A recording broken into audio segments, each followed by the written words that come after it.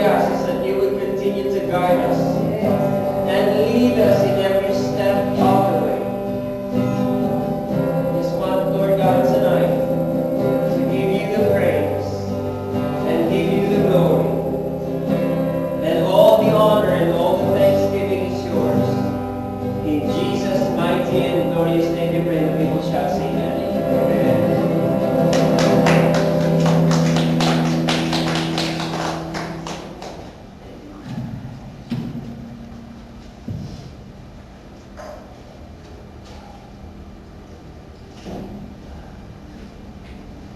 Okay, good evening.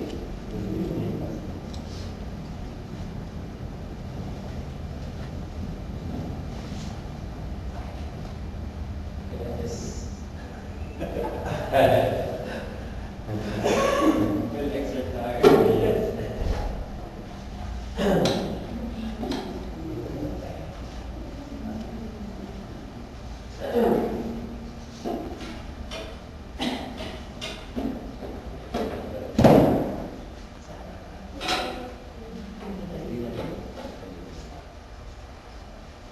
Still on? Okay. Praise the Lord. Hallelujah. So, Pastor Maurice has started the Bible study manual. And this is the module that the whole Church of the Lord of the Nation has been using ever since. And this is only the first time that we have opened this to you guys. And before I continue what she had started last Thursday, I would just like to say something about the purpose of this manual. Okay? And this is one thing that we should always remember, that God does not teach us that we may just learn by ourselves.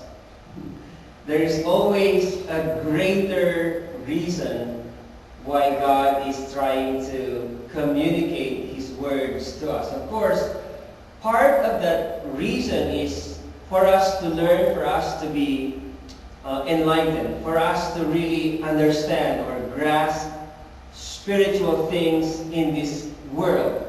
But the greater purpose of that reason why God opens up our minds and open up our hearts is for us to be used as a vessel, as an instrument for people to learn. Because there is a part in the book of Romans wherein it says, how could they hear if they are not sent?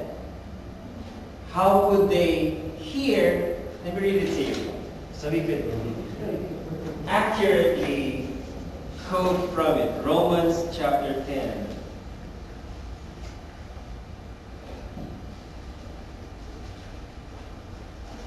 I'm glad to share to you and let you know that there are people watching us in London. So we will be improving our broadcast every Sunday now. Not only every Sunday, but we will be trying to record the Bible study so we could upload it in our website. In Ustream, so they will be able to hear whatever we are teaching here. So if you could open it in Romans chapter 10 and beginning verses 14 and 15. Can you read it for us, Brother Chris, please? Okay. How then shall they call on him in whom they have not believed? And how shall they believe in him of whom they have not heard? And how shall they hear without a preacher? And how shall they preach unless they are sent? Yes. As it is written, how beautiful are the feet of those who preach the gospel of peace, who bring glad tidings of good things. Praise the Lord. So what you see here is uh, more than a couple of questions. It says, how can they call on him? Because if you would read verse 13, it says, everyone who calls on the name of the Lord will be saved. But then he followed it with the question, how can they call on him unless they believe? But how can they believe? It says, how can they believe unless they hear about him? And how can they hear about him unless someone preaches to them? And how can anyone preach without being sent? So it's a progression. It's a progression. The goal is for those who would call will be saved. But then how can they call? You see the progression? And the first part of that progression, the end part is for those people who believe, who would call. But how could they call if they don't believe? How would they believe if they don't hear him? How will they hear him if nobody would preach to them? And how would he be preached if he is not sent? So the end in the first part plays a big role. The end is to believe that people will be saved. The first part is they have to be sent. Okay? So what I'm trying to let you understand is, yes, it's part of God's purpose for us to be illuminated by the series, the manual that we have. But that is just one part of God's purpose. The other half of God's purpose, and what I call it the greater part of God's purpose, is for us that when we are illuminated with what we are learning here, then we become vessels of illumination to other people. Okay?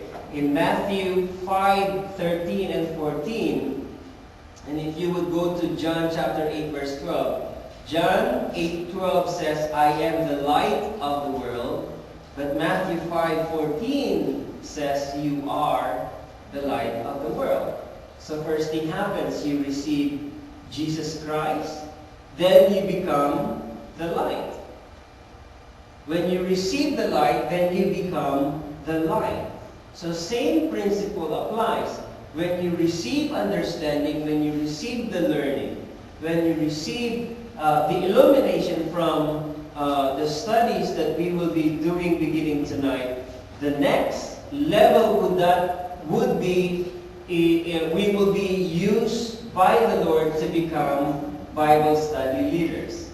We were thinking about this a long time ago. I don't know if Pastor Reese and Pastor Lolet would remember this. We were planning to have like 4 groups of Bible studies, one from the south, to the east, to the north, and to the west. I don't know if they would remember that. But it did not happen. Probably because we became so lazy or focused on the minor things of the ministry. Okay? So now we will be focusing on the major things in the ministry. Okay? And we will be doing some extra effort to bring more people to our church.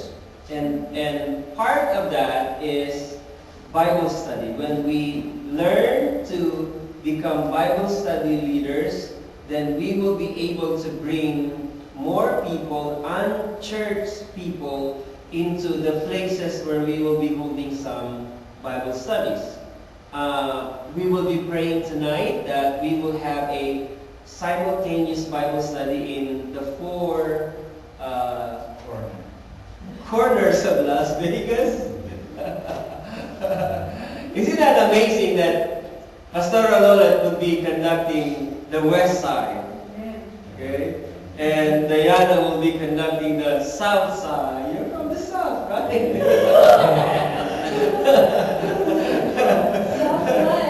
Southwest. Or Sister Susie will be doing the east. Yeah, who knows? Brother Odi will be doing south side, right? Southwest. Or Pastor Marisa will be doing the north side or the west side. Whichever, or should I say, wherever God wants us to hold Bible study. So this is the goal. Okay, this is the goal. You will be learning stuff regarding what to say, what to preach, or what to share in the Bible study. But keep in mind that God had chosen each and every one of us that we may be a greater vessel of illumination to other people. Okay? So, open your manuals now.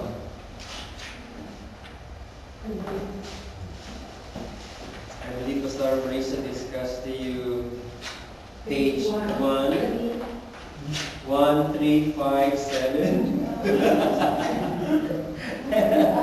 And you missed out 2468. Okay, you missed out 2468. But we will be covering